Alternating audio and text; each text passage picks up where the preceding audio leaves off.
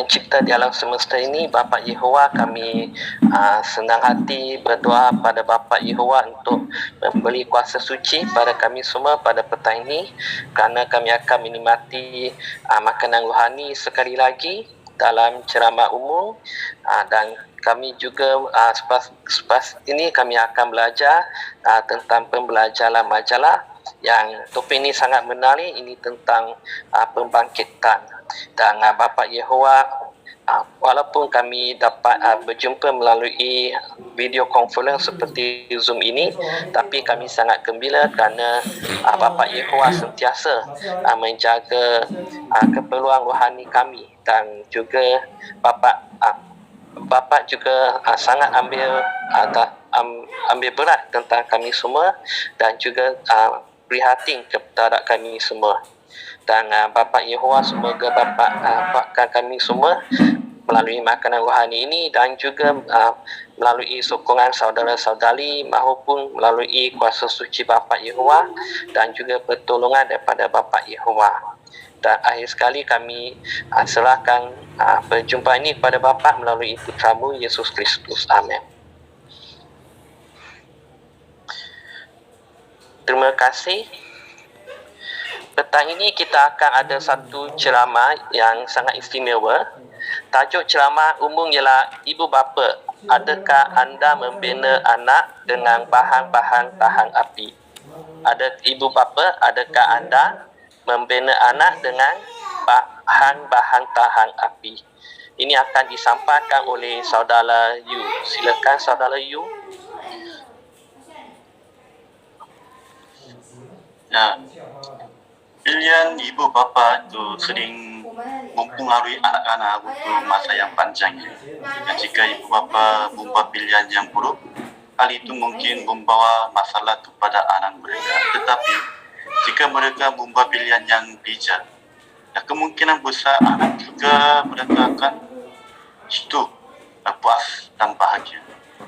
Sudah pasti untuk hidup bahagia, anak-anak juga perlu membuat pilihan yang bijak, dan pilihan terbaik yang dapat dibuat oleh seseorang adalah untuk menyembah Yehova. Ya. Bagaimanakah anda dapat melatih anak-anak untuk menyembah Yehova? Malam ini akan bincang hal ini. Ya, memang latih anak-anak hari ini sangat susah, kerana seperti kita telah tahu, syaitan sedang mengaum seperti seekor singa untuk cari mangsa. Ya, maksudnya tekanan daripada dunia semakin bertambah kepada anak-anak kita. Dan Bible memberitahu kita juga bahawa kecenderungan untuk berbuat jahat sudah ada dalam hati manusia sejak kecil lagi. Maka anak-anak kita juga mesti melawan kecenderungan atau pikiran yang jahat. Ya, setengah ibu bapa membesarkan beberapa orang anak dan kesemuanya menjadi insan yang baik. Ya, memang hal ini membuktikan bahawa ibu bapa berusaha untuk memikul tanggung jawab mereka. Tetapi dalam keluarga yang lain, kaum muda yang dibesarkan dalam kebenaran, yang meninggalkan kebenaran apabila mereka semakin dewasa. Apakah yang mungkin menyebabkan perbezaan ini? Ya. Salah satu faktor utama ialah usaha ibu bapa untuk membina iman anak mereka, dengan menggunakan bahan tahan api. Mari kita baca 1 Korintus bab 3 ayat 10 hingga 13. 1 Korintus bab 3 ayat 10. Bab 3 ayat 10. Dengan kebaikan hati Tuhan yang unggul yang diberikan kepadaku, aku menjadi seperti jurubina utama yang mahir. Aku telah meletakkan asas, tetapi orang lain yang membina bangunan di atas asas itu. Namun biarlah setiap orang terus memperhatikan bagaimana dia membina di atas asas tersebut. Hal ini demikian kerana tidak ada orang yang dapat meletakkan asas yang lain untuk menggantikan asas yang setia ada, yaitu Yesus Kristus. ada orang yang menggunakan emas, perak, atau batu-batu berharga untuk membina di atas asas itu. Ada juga yang menggunakan kayu rumput kering atau jerami. Tetapi kerja setiap orang akan dinyatakan apabila hari untuk mengujinya tiba. Api akan meningkatkan segala-galanya dan api itu akan membuktikan sebagaimana mutu kerja setiap orang. Nah, kita akan membincangkan cara menerapkan nasihat Paulus ini semasa berlatih anak-anak. Dan memang anak-anak juga perlu menerapkan apa yang dipelajari. Apakah itu bahan binaan yang tahan api? Nah, seperti kita telah baca dalam 1 Korintus bab 3 ayat 12-13, Paulus sedang membandingkan dua jenis bahan binaan, ya, bahan yang tahan api seperti emas, perak, atau batu-batu berharga, dan bahan yang mudah terbakar, ya, seperti kayu, rumput kering, atau jerami. Ya, semasa berlatih anak, ya, ibu bapa mesti menggunakan binaan yang tahan api. Ya, apakah melambangkan hal ini? Ya, emas, perak, dan batu, ya, berharga dan berharga atau berharga ada kalanya digunakan secara kiasan dalam Bible untuk melambangkan sifat-sifat seperti kebijaksanaan daripada Tuhan, ataupun nilai yang rohani, iman yang kokoh, kesetiaan, kasih dan penghargaan terhadap Yehova dan hukum-hukumnya. Contohnya, dalam Mazmur 19 ayat 10 kata, penghakimannya lebih bernilai daripada emas. Dan emas melambangkan ya, penghakiman Tuhan Yehova. Amsal 2:4 kata, jika kamu terus mencari semua itu kebijaksanaannya. Ya, seperti mencari perak. Ya, perak melambangkan ya, kebijaksanaan. Dan 1 Petrus 1:7 kata, iman jauh lebih bernilai daripada emas. Ya, emas melambangkan iman. Ya, kita dapat tahu bahwa bahan yang tahan api melambangkan sifat-sifat baik ya, dalam Bible. Sifat-sifat ini bahan binaan asas yang akan membentuk kepribadian Kristian. Maka kita mesti berusaha menyamai bahan yang tahan api dalam anak-anak kita. Ya, karena seperti Paulus kata, anak-anak yang memperoleh sifat-sifat begini dapat menahan api. Ya, apakah maksud api? Paulus mengatakan dalam ayat 13 bahwa api akan meningkatkan segala-galanya. Dan api itu akan membuktikan sebagaimana untuk kerja setiap orang. Ya, api akan memuji dan menentukan untuk kerja setiap orang. Ya, maka api ini tidak semestinya penganiayaan. Api ini boleh menjadi sebarang tekanan atau godaan yang boleh membahayakan kerohanian seseorang, seperti perbuatan seks yang tidak bermoral, menyalahgunakan dada atau minum keras, menyertai hubungan dunia yang tidak sihat, daya tarikan materialisme atau ajaran orang Lutheran. Hal ini mengingatkan kita tentang perisai besar dalam perlengkapan perang rohani. Ya, ini melambangkan iman kita seperti bahan yang tahan api. Ya, kita dapat yakin bahwa Tuhan akan menunaikan semua janjinya sebab iman kepada Tuhan Yehova. Ya, dengan adanya iman, ya, kita dapat mematangkan semua anak panah berapi ya, daripada si jahat. Nah, sebagai bahan yang tahan api, iman kepada Tuhan amat penting ya, karena dapat melindungi kita daripada dipengaruhi ajaran orang murtad atau berasa takut semasa orang lain mengejek kepercayaan kita. Ya, tanpa bahan yang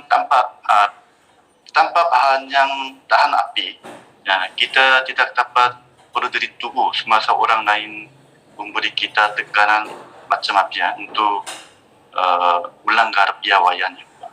Jika kita dilanti dengan bahan yang tahan api, kita dapat mempertahankan kepercayaan kita di tempat kerja atau di sekolah dan dapat menolak tawaran kerja yang gajinya lumayan yang akan mengganggu masa kita untuk beribadah.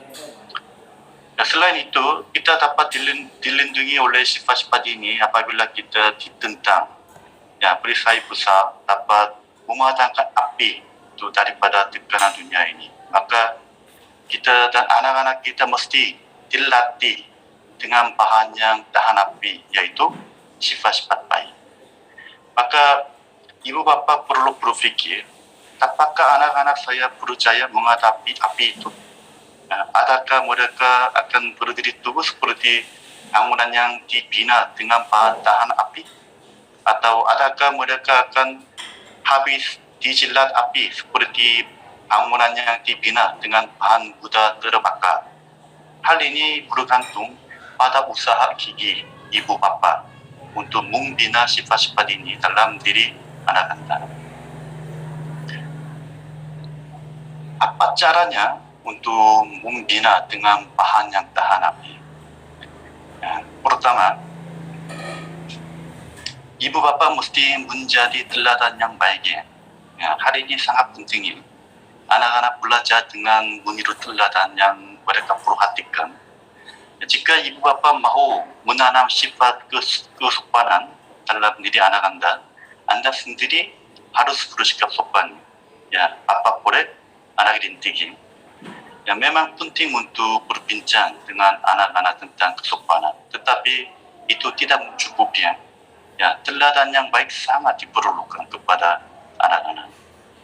Ya, perhatikan ke saudari Paula yang dibesarkan dalam rumah tangga Kristian, ibu tunggal. Dia sentiasa menunjukkan rasa hormat kepada semua orang. Ya, dia kata, ibu saya memberikan teladan. Jadi, menunjukkan respek merupakan hal yang wajar bagi kita.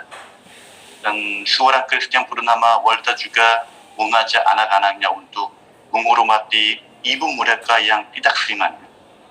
Dia kata, saya berusaha memberi teladan kepada anak-anak saya untuk menghormati ibu mereka dengan tidak pernah merendahkan istri saya. Ya, sebelum menyamai sifat-sifat Kristian dalam anak-anak macam sopan, ibu bapa mesti memiliki terlebih dahulu. Ya, juga sama tentang kasih terhadap Tuhan Yehuwa. Jika ibu bapa ingin mengajak anak-anak agar mengasihi Yehuwa, yang mereka harus mengasihinya dengan mendalam terlebih dahulu. Maka semasa ibu bapa mengajak anak-anaknya, haruslah ajaran itu selaras dengan perbuatan mereka sendiri. Mari kita baca di Roma bab 2 ayat 21 hingga 23. Roma bab 2 ayat 21.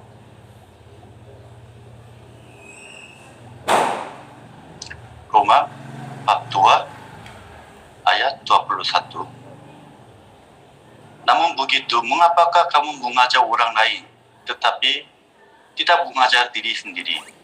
Kamu memberitahu orang jangan mencuri, tetapi mengapakah kamu sendiri mencuri? Kamu berkata jangan berzina, tetapi mengapakah kamu sendiri berzina? Kamu memuji berhala, tetapi mengapakah kamu sendiri merompak rumah berhala?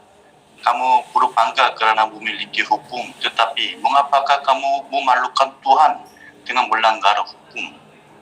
Ya, ayat ini diterapkan juga antara ibu bapa dan anaknya. Ya, maka jika ibu bapa ingin menanam dalam anaknya kasih terhadap Yehuwa, ya, ibu bapa harus menunjukkan kasih dan keinginan ini menerusi doa, pertuturan dan tindakan diri sendiri. Ya, ibu bapa harus ingat hal ini. Anak-anak lebih memperhatikan perbuatan Anda daripada kata-kata Anda. Nah, cara kedua untuk membina dengan bahan yang tahan api, itu anak-anak perlu diajar dengan betul ya, sejak kecil lagi. Ya. lebih awal Anda mula-mula anak, ya lebih bagus. Ya, pikirkan contoh Timotius, ya dia telah dilantik sejak bayi lagi oleh ibunya Eunike dan neneknya Lois. Ya, dia dapat berkhidmat bersama Rasul Paulus. Memang Eunike dan neneknya percaya untuk membesarkan Timotius. Ya. John dan Peace percaya mengajak ke enam anak mereka untuk mengasihi dan menyembah Yehova. Apakah rahasia mereka? Ya, mereka mengikut contoh Eunike dan Lois.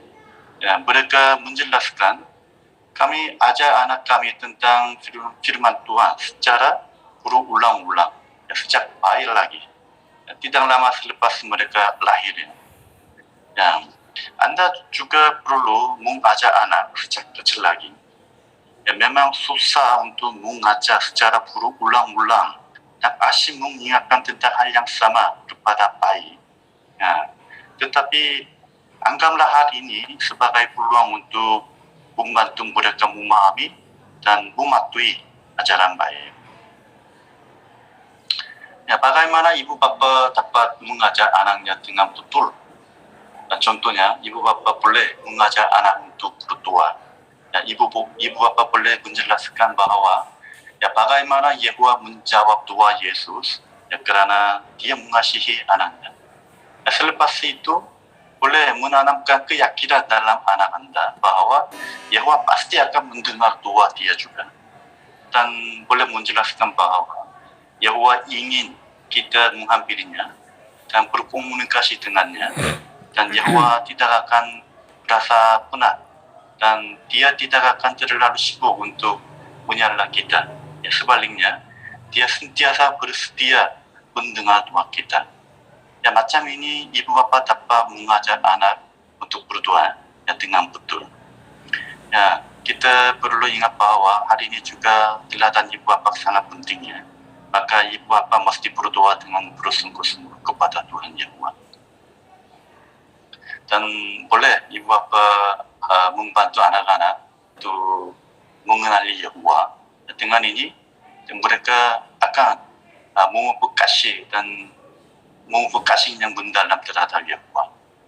Dan ibu bapa perlu membantu anaknya untuk mematuhi perintah Yehova. Ini sangat penting. Yang mereka perlu yakin sepenuhnya bahwa cara Yehova sentiasa merupakan cara yang terbaik untuk diikuti. Karena dialah pencipta kita, pemelihara nyawa kita, dan Bapa kita yang paling bijaksana. Namun sebab utama kita mematuhi Yehova adalah karena kita mengasihi Yehova. Dan Yehova telah memberi kita kebebasan untuk memilih. Dan maka apabila kita memilih untuk mematuhinya, Yehova akan sangat gembira. Dan maka anak-anak kita juga mesti memilih untuk mematuhi Tuhan Yehova. Ya betul, mematuhi Tuhan paling bermanfaat. Anak Anda perlu memahami tentang hal ini juga. Dan ibu bapa perlu mengajar anak-anak untuk mengenal Kristus. Ya, maka anak Anda harus memahami bagaimana teladan dan ajaran Yesus dapat membantu mereka. Nah, dan boleh bantu mereka mengenali sifat-sifat dan pikiran Kristus ini. Ya macam ini, ya ibu bapa dapat mengajar anak dengan betul ya sejak kecil lagi. Nah, cara ketiga untuk membina dengan bahan yang tahan api, ibu bapa perlu menggunakan kaidah mengajar yang berkesan. Ya, memang Yesus memberi kita teladan yang baik ya tentang hal ini. Untuk mencapai hati orang, Yesus mengajukan pertanyaan, ya, mendengarkan dan menjelaskan Bible. Untuk mencapai hati anak Anda boleh meniru cara Yesus mengajar. Ya, misalnya, Anda boleh meminta anak Anda untuk bayangkan bahwa mereka berpindah ke sebuah pulau yang terpencil dan perlu memilih orang untuk hidup bersama mereka. Kemudian tanyalah mereka, apakah sifat yang harus dimiliki setiap orang jika mereka ingin hidup kedamaian selepas mendengar pendapat dia, Anda boleh menjelaskan ayat di Galatia bab 5, 19 hingga 23 tentang dua kuasa suci Tuhan. Contoh ini membuktikan dua pengajaran penting. Pertama, piawaian Tuhan menggalakkan sifat kedamaian. Kedua, dengan mendidikan kita sekarang, Yehova sedang mempersiapkan kita untuk kehidupan di dunia baharu. Inilah satu cara menggunakan kaedah mengajar yang berkesan. Dan untuk menggunakan pasti apa yang ada dalam hati anak, Anda perlu menggunakan soalan untuk mengetahui pendapat anak atau soalan yang merangsang minat anak. Seperti, apakah perasaan kamu tentang perkara ini? Atau bagaimana kamu dapat menerapkan nasihat ini dalam hidup kamu? Soalan-soalan sebegini dapat membantu Anda mengenal pasti apa yang ada dalam hati anak. Seterusnya, mari kita baca Amsal bab 8 ayat 33. Amsal bab 8 ayat 33. Bab 8 ayat 33. Dengarkanlah ajaranku dan nota kakinya atau disiplinku, dan jadilah bijak, janganlah abaikan ajaranku dan disiplinku. Untuk menggunakan kaidah mengajar yang berkesan, ibu bapa perlu mendisiplin anaknya. Semasa mendengar perkataan disiplin, adakah Anda terus berpikir itu tentang hukuman? Sebenarnya itu hanya satu aspek kecil dalam disiplin. Dalam Bible, disiplin sering digambarkan dengan positif dan disenaraikan bersama pengetahuan, kebijaksanaan, kasih, dan hidup. Maksud utama disiplin berkait rapat dengan pendidikan yang diberikan ibu bapa kepada anaknya agar menjadi insan yang berguna. Ibu bapa Kristian mempunyai tanggung jawab istimewa untuk membesarkan anak dengan disiplin dan nasihat daripada Tuhan yang Maha. Tugas itu amat mencabar, terutamanya dalam dunia sekarang ini. Anak-anak tidak tahu betul atau salah sejak lahir, dan hati nurani mereka perlu dilatih atau didisiplinkan. Tetapi anak yang didisiplinkan atas dasar kasih akan merasa selamat. Mereka akan percaya bahwa kebebasan ada atasnya, dan bahwa perbuatan mereka pasti membawa kesan sama ada yang baik atau yang buruk. Maka amatlah penting untuk membesarkan anak menurut bimbingan Yehova. Coba pikirkan Nuh, semasa disuruh membina bahtera, Nuh langsung tidak berpengalamannya. Maka dia perlu bergantung pada Yehova dan melakukan segala sesuatu yang diperintahkannya. Hasilnya Nuh percaya pada cabaran yang pertama, dan dia juga percaya memimpin keluarganya karena dia bergantung pada kebijaksanaan Tuhan. Meskipun dunia sebelum banjir begitu jahatnya, namun mendidik anak-anaknya dengan baik dan menjadi teladan yang baik bagi mereka. Sebagai ibu bapa, bagaimana Anda dapat melakukan segala sesuatu yang diperintahkan Tuhan? Selain menggunakan nasihat daripada firman Tuhan Yehova, itu Bible, dan organisasinya untuk mengajar dan mendisiplin anak Anda. Itu sebagai satu contoh, mari kita baca Efesus 6 ayat 4. Yehova menasihati kepada ketua keluarga bapa yang macam ini. Efesus 6 ayat 4. Efesus 6 ayat 4. Hai bapa-bapa, janganlah memperlakukan anak-anak kamu sedemikian rupa sehingga mereka menjadi marah. Sebaliknya, teruslah besarkan mereka dengan disiplin dan nasihat daripada Yehova. Ya, ayat ini menekankan cara disiplin yang tidak menyakiti hati anak-anak dan nasihat daripada Tuhan Yehova.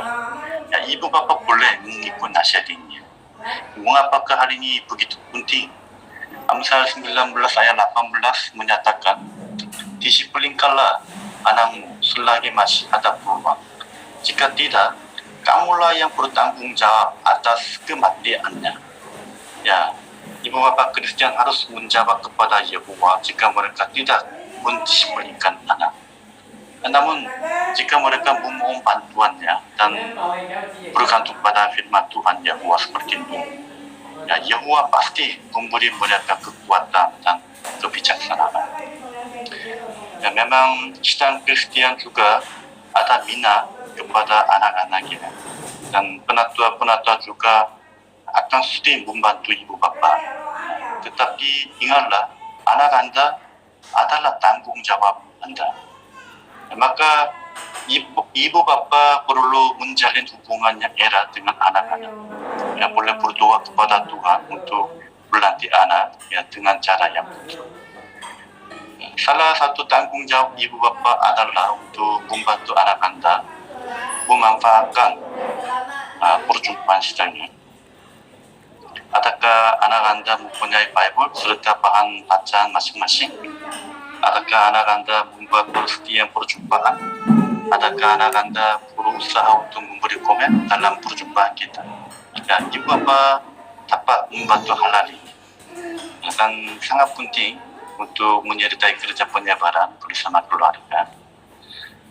Ya, jika kita membina sifat-sifat yang tahan api dalam anak kita, ya, usaha ini akan membawa penjara.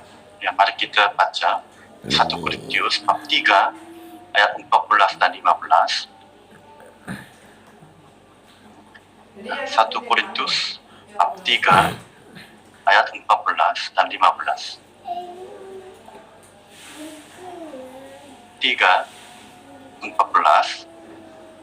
Jika hasil kerja seseorang yang didirikan di atas asas itu tidak terbakar, dia akan menerima ganjarannya. Namun, jika hasil kerja seseorang habis terbakar, dia akan mengalami kerugian. Walaupun dia sendiri akan diselamatkan, dia akan menjadi seperti orang yang terselamat daripada kebakaran. Dan di sini kata dia akan menerima ganjarannya. Ya, Paulus bergembira karena melihat orang yang diajarnya menghadapi cabaran dengan tabah. Ya, hal ini membuktikan bahwa pembinaannya dilakukan dengan baik. Begitu juga betapa gembiranya kita untuk melihat anak-anak muda berdiri teguh ketika menghadapi godaan dan tekanan sebagai orang Kristen. Sama ada seseorang memperhatikan kebenaran bergantung pada keadaan hatinya. Tetapi jangan lupa bahwa teladan dan ajaran ibu bapa memainkan peranan yang penting. Anak-anak yang berpegang teguh pada kebenaran akan memuliakan Yehova dan menjadi kebanggaan ibu bapa mereka. Terima kasih.